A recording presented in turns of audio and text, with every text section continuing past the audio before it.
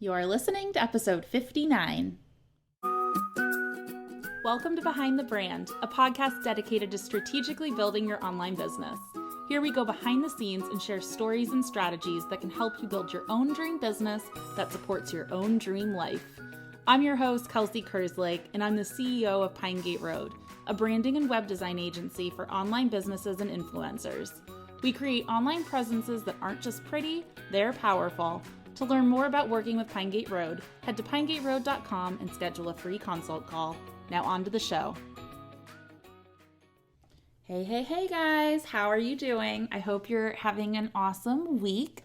I got a listener question this past week and I wanted to devote this show to it because I think it's something that kind of mystifies people, or they think of it in one certain way and they think there's only one way to go about it. So this is what we're going to be talking about. We are going to be talking all about how to scale your business in a very broad sense, because this can get so detailed for your specific business. But if you are currently a solopreneur and you are wanting to scale your business, this episode is going to go over how you can do that, how you can get started, what scaling even is, and all of that good stuff. Okay, so what is scaling?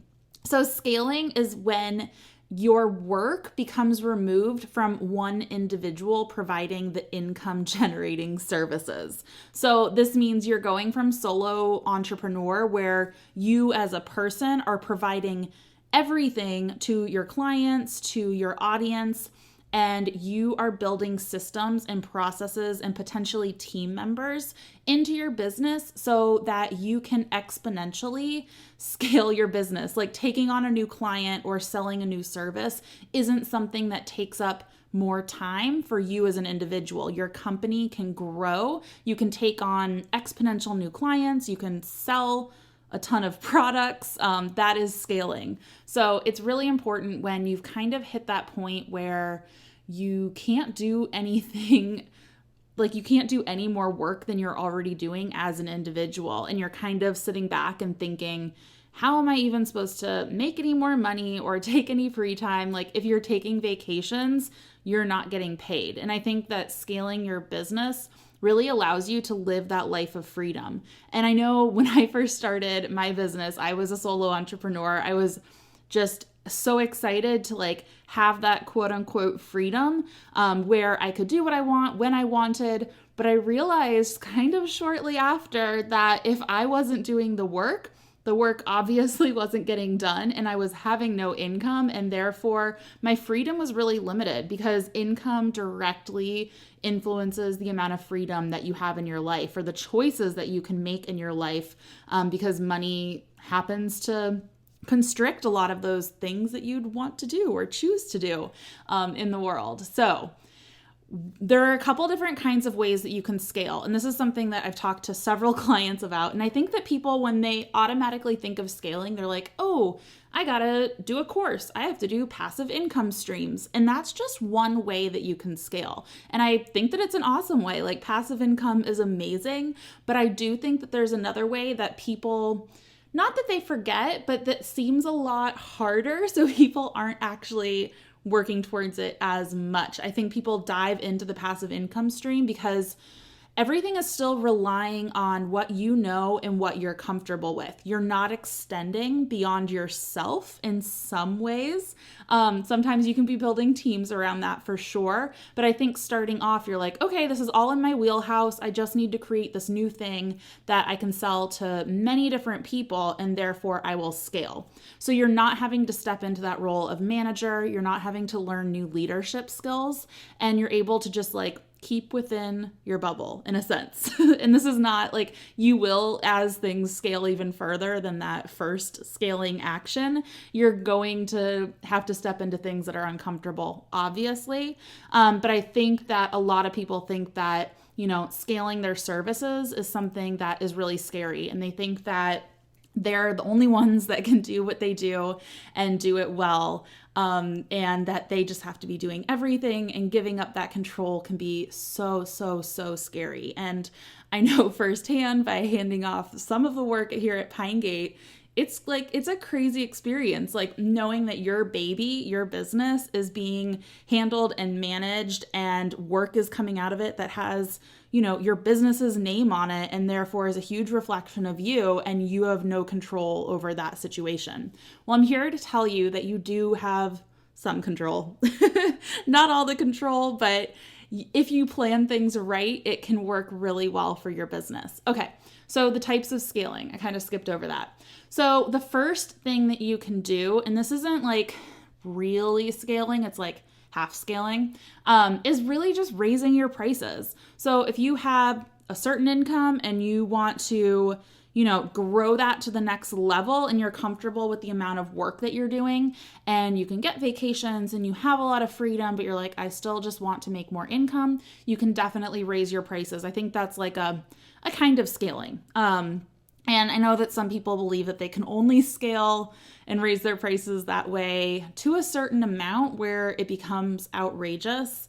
And I would, first of all, just think about that and think if that's really true.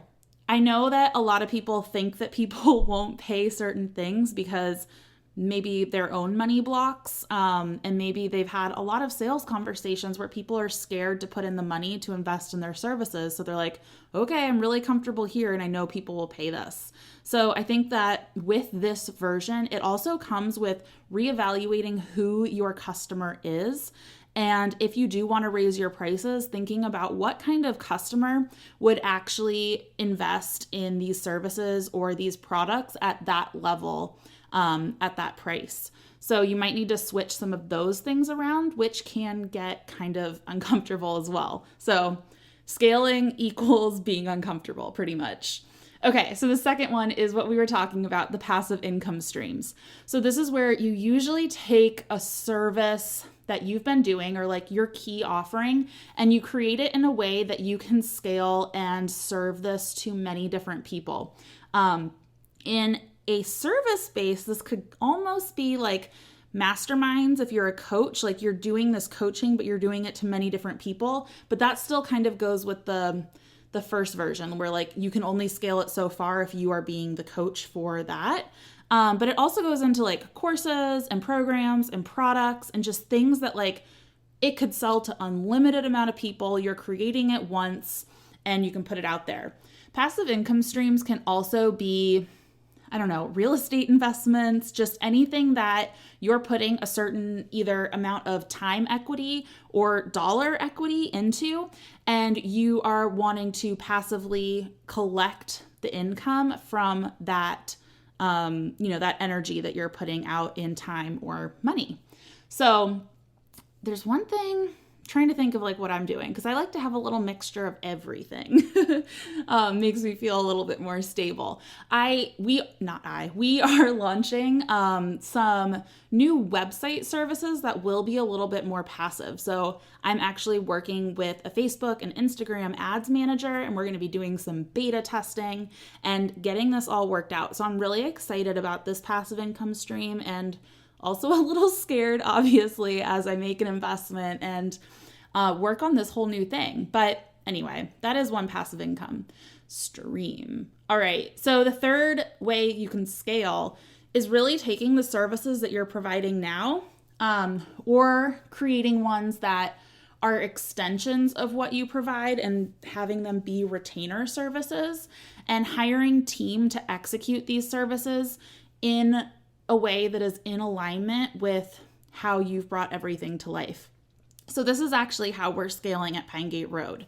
So it feels like I did not think this was going to be my life, a year or two ago, but really as I sat deep with my core values, the core values for pinegateroad, and where I really wanted to head, this felt like the most in alignment for me, because everything at pinegateroad is really about people stepping up and living the life that they've always wanted to live through entrepreneurship.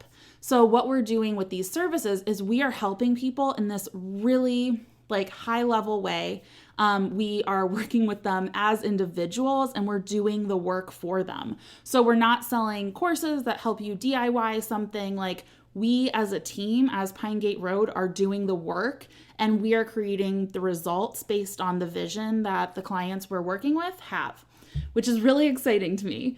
And so with this, the team that I'm hiring, they're all entrepreneurs too. They're all contractors. They're all doing what they love and doing their passions, and they're getting to make an income and get more freedom in their own lives, which I was just thinking about this the other day and I was like, man, this is so cool because everyone on our team is just so pumped about getting to do what they do in a sense, because it's like, it's stuff they're actually choosing to do. They're not just doing it because they like need a job. Like they are so excited about being able to provide these services to our clients and be able to like work on their passions and create a living from that. So it's cool that our team is built on that. Like that is my passion.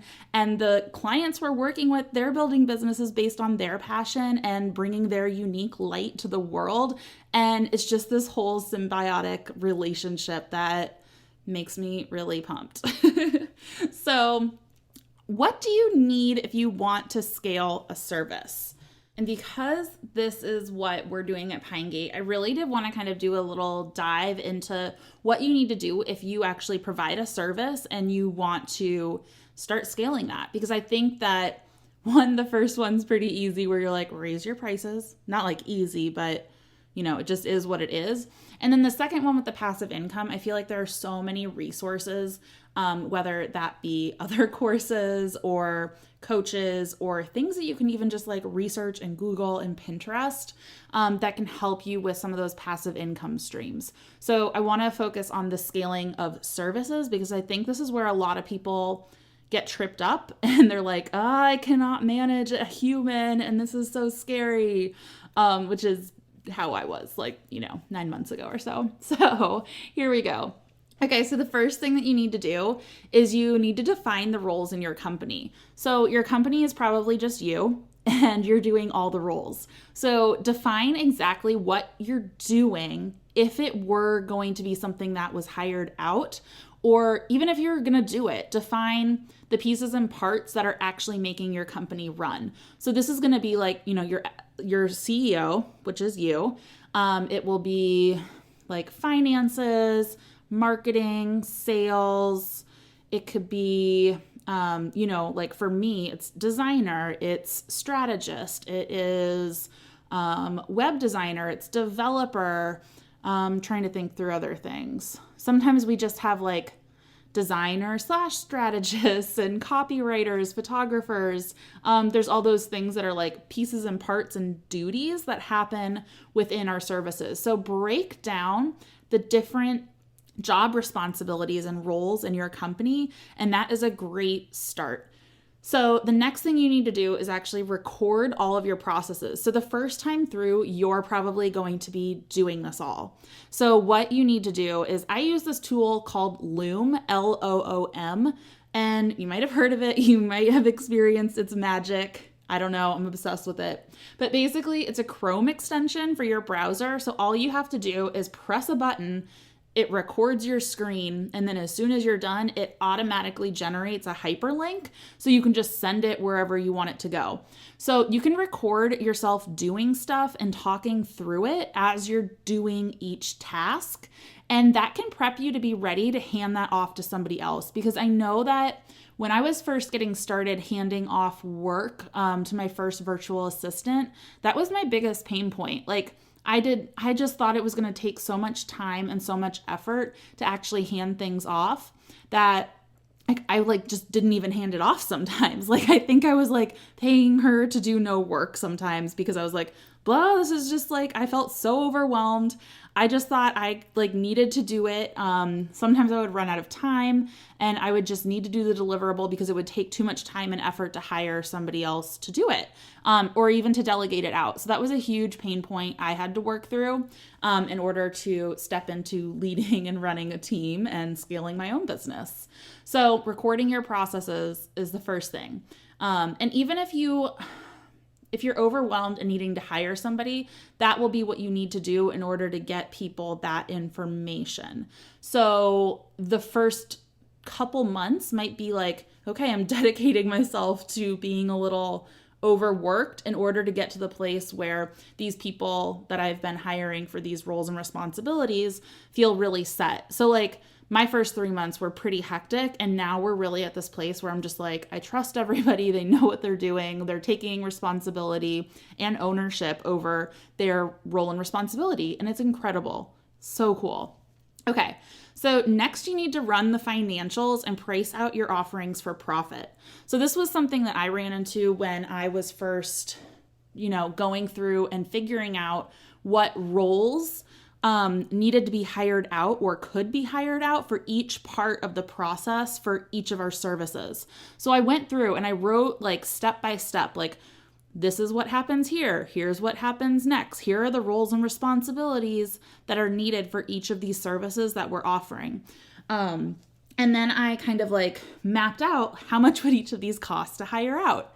And I realized that if I hired everything out where I wouldn't be making any money. So like if I were to scale and I was to be out of the picture, Pinegate wouldn't even be able to run because everything was being hired out by contractors.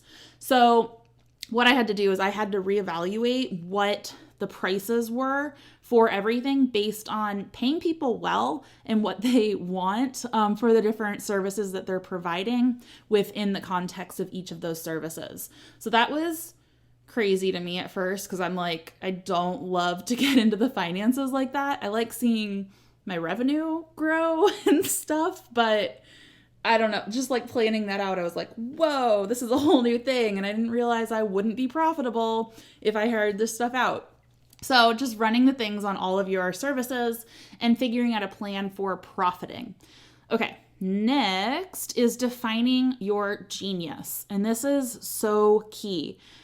What you can do here is there's like make like a quadrant, like X on a piece of paper.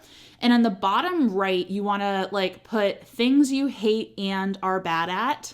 And then right to the left of that, you put things you like, but that you're bad at. And then in the top right, you do things you like and things you hate and you're good at. And then the top left, you do things you love and you're good at.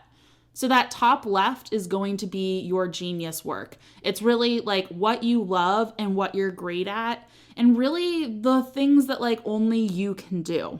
So for me, this is really, it comes down to just the visioning for the business and being kind of the person on the podcast or like the face of the business. And everything else is, I do my design and I do my branding and logos and hand lettering, and that's stuff I love. And it's stuff I like and that I'm good at, but it's not necessarily, it can be done by other people. But if I go away for whatever reason, like no one else can vision Pinegate, I guess, in the same way that I can for where we're at right now. So that's really how I define my genius. And then when you're hiring out, you really want to look at the things that you hate and are bad at. So what was really bogging me down, and I didn't even realize that this would be the first thing that I would need to hire out, was that I was kind of bad at all the client details, like getting invoices and like if they had questions, answering all those things. And not that I was like bad at it. You have to step into all these roles as you're growing a business on your own. But I really didn't enjoy that. And I felt like it took away from the core genius work that I was doing. And it just was like stuff I didn't have to be doing. My first inclination was actually to hire another designer to like be me. And then I did this quadrant and I realized that I actually need to like hand off the stuff I hate. Otherwise I'm just going to be doing that and I'm handing off all the stuff I love. So that was like a big shift when I decided that I wanted to start growing an agency and scaling the business. So hire out the things you hate and are bad at. And then next, hire for those next ones. So the things like you don't like but are good at. And then you kind of like work your way up to the things that you love and you're really good at. So when you're hiring, you really want to go back to that step 1 where we define the roles within your company, and you want to figure out how you like to manage that work and how to hire people out. So you want to share about those descriptions, hire the right people. We could go into a whole hiring podcast, so I'm not going to get into that because there's so many things that go into that. But also when you are hiring, one of my things is figure out how you like to work and find people who can work within that scope.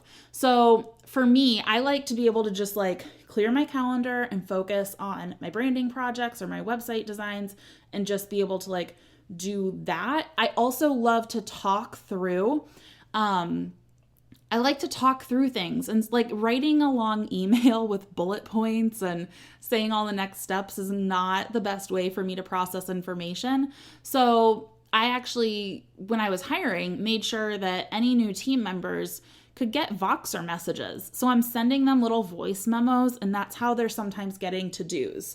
And I have meetings with my project manager 3 times a week, and we're talking on video, and we're visually walking through different things that need to be worked on and done, talking about clients and all of that good stuff.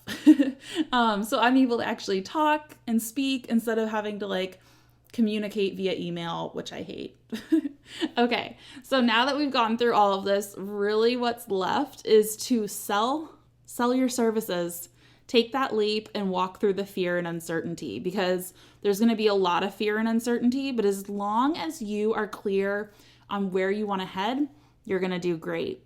All right, guys, if you have any questions on this or comments, please head to Instagram. I'll have a little post about this show, and I'd love to talk about scaling with you there because it's exciting and nerdy and awesome. All right, you guys, have an awesome week, and I will talk to you soon. Bye. Hey, guys, I'm here to chat about an online system that I can't get enough of. I'm sure you hear from a lot of online business owners who've been scaling their businesses and about how having systems in place that work for them have been essential for their growth. Putting systems in place might be getting solid processes down, or it can be using a program like Seva to run your email marketing. When it comes to growing my business, the more intuitive something is, the better. Seva, which was formerly ConvertKit, is by far the most intuitive and easy to use program that I have ever used when it comes to growing your email list. They have easy pop-ups you can use on your website, forms that send out free downloads for content upgrades on your blog posts, and 24-hour help if you ever run into a snag. They have amazing customer service and have even helped us custom code some beautiful forms for our clients with no extra charge. I love that they're able to do that, and it's always so helpful. We use Seva here at pinegateroad and always recommend them to our clients. If you're saying yes, please, to an intuitive system for email marketing, head to pinegateroad.com/email to grab a free 30 days to start growing your email list and upping your marketing game. Thank you so much to our sponsors for making this show possible. And thanks to you for taking the time to spend some time with me here today. If you're interested in becoming a sponsor or catching up on past episodes, head to pinegateroad.com/podcast to learn more. Sending lots of love, and remember, you've got this. See you next week.